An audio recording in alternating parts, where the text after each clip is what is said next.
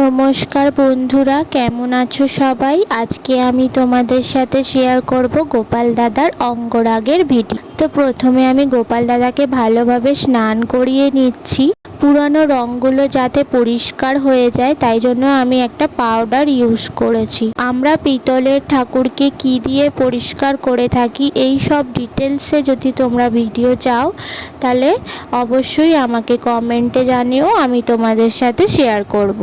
দেখতেই পাচ্ছ আমার গোপাল দাদা কতটা পরিষ্কার চকচকে হয়ে গেছে। এরপর আমি গোপাল দাদাকে ধীরে ধীরে সাজিয়ে তুলব। প্রথমে আমি চোখটা করে নিচ্ছি। চোখটা আমি নীল রঙের মণি করেছি এবং কালো রং দিয়ে ধারে ধারে কাজলের মতো করে দিচ্ছি। তারপর আমি চুলটা করে নেব।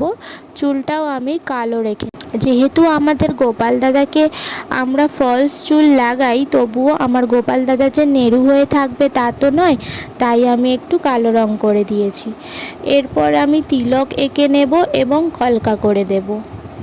অনেক দিন যাবত তোমাদের ভিডিও দেয়া হয় না। আগেই আমি পোস্ট করেছিলাম যে আমার বাড়ির একজন মারা গেছে, তো তাই জন্য আমাদের বাড়ির পরিস্থিতি খুব একটা ভালো নয় এবং মানসিক অবস্থাও ভালো নয়, তাই আমি ভিডিও দিতে পারিনি। তবে চেষ্টা করব এরপর থেকে কন্টিনিউ ভিডিও দেওয়া। তো তোমরা যারা আমার ভিডিও দেখতে ভালোবাসো অবশ্যই আমাকে সাপোর্ট করো, আমার চ্যানেলটা সাবস্ক্রাইব করো আর আমার পাশে থেকো। চলো আবার ভিডিওতে ফিরে আসা যাক। এরপর আমি গোপাল দাদার হাতে একটা সুন্দর ময়ূরের পালক এঁকে দেব।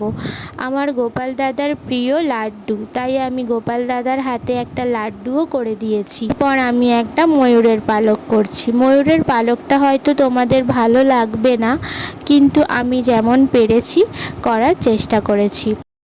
তো বন্ধুরা, তোমরা যদি কেউ তোমাদের প্রিয় গোপাল দাদাকে এইভাবে সাজিয়ে তুলতে চাও তো আমার সাথে যোগাযোগ করতে পারো, অবশ্যই যদি আমার কাজ তোমাদের ভালো লেগে থাকে। তো আমার মোটামুটি সাজানো কমপ্লিট। অবশেষে গোপাল দাদার পায়ে আলতাটা পরিয়ে দেব। তো আজকের মতো ভিডিও এখানেই শেষ করছি। ভিডিও কেমন লাগলো জানিও, ভালো লাগলে লাইক কমেন্ট শেয়ার অবশ্যই করে দিও। টাটা।